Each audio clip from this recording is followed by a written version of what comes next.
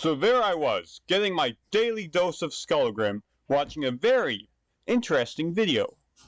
This one in particular was about an old concept weapon that could be a bow and a piercer. So of course when the video was over, I went into the comments to encourage engagement with one of my favorite channels, and then I saw it. Inspiration struck me like a bag of rocks on a hiker's head.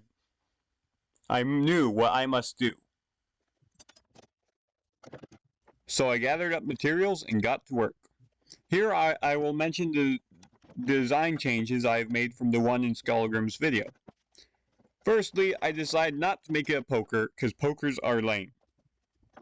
I have decided that I will make this a sword. However, I bought the wrong materials. I bought stainless steel because it's cheap and I don't have big budgets. And also because it's available in my area. I didn't have to order this online. But it's stainless steel, so this is definitely not going to be a final product, but it is good enough for a prototype and more of a concept of how it might work and to work out some other bugs. The design is definitely going to change throughout this, and I hope to make multiple videos refining the design and making a good working product. I will also mention here that the stainless steel is not the only bad material I bought for this, because these hinges are not good. But somehow they're still stronger than the steel, as will be shown later, and they're good enough for this working prototype. Emphasis on the working. I will now shut up and just let you see all my horrible craftsmanship.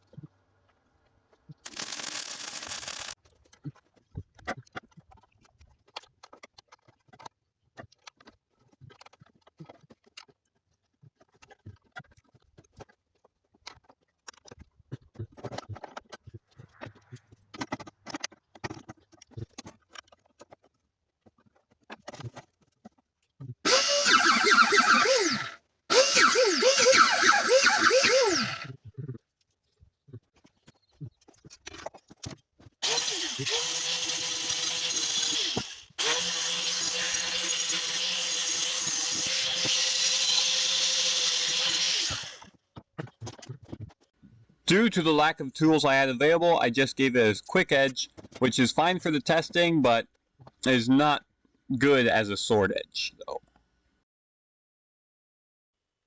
For the other parts, I just made quick 3D designs and printed them. After all, this is a prototype.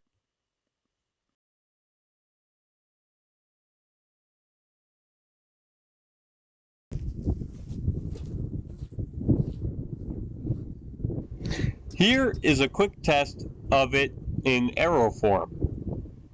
And you'll quickly see that using stainless steel was a big mistake.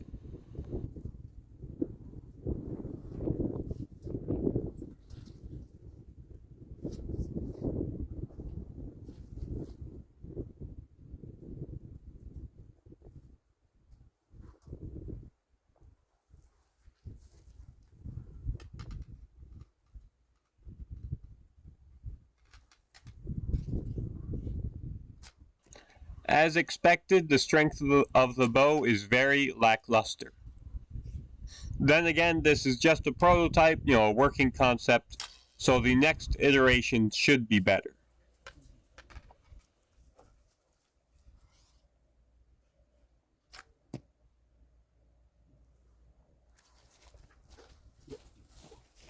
Now for sword testing.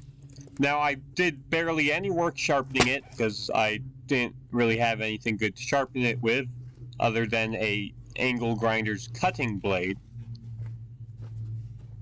But, I figured I'd just do this for fun whack it a few times. But it should be pointed out that a big issue with having both metal parts put together is that you can only get so thin. It will always be twice as wide as any sharp blade, even though this one could be way thinner if I put more work into it.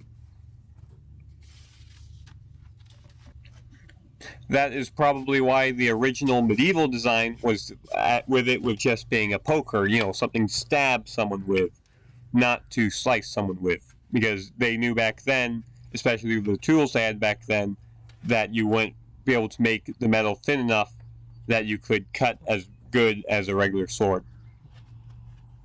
As you can see, at most it would just tear the noodle, and it didn't help that I was using a noodle I taped back together, because I didn't bother buying a new one.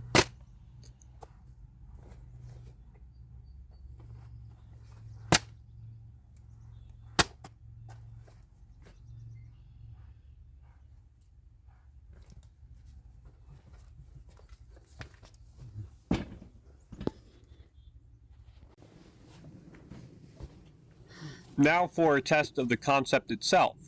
Would you be able to use the bow part in battle and then have time to, or how quickly would it take you to switch it back to sword form to slash someone? So in this case, it doesn't really matter how strong the bow goes or how hard or how sharp the blade is, because this is just testing the concept itself.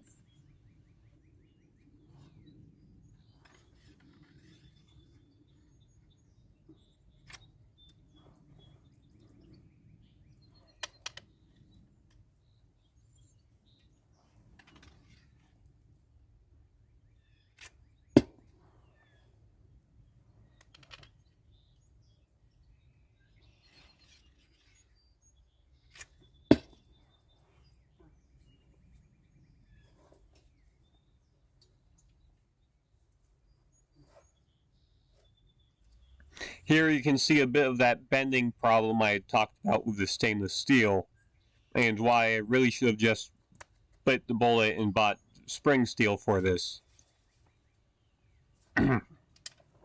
Also, with all this, I could definitely be going faster. I did not practice. I have not fired a bow in a while also, and this has no nook to fire an arrow, so all this could be done faster.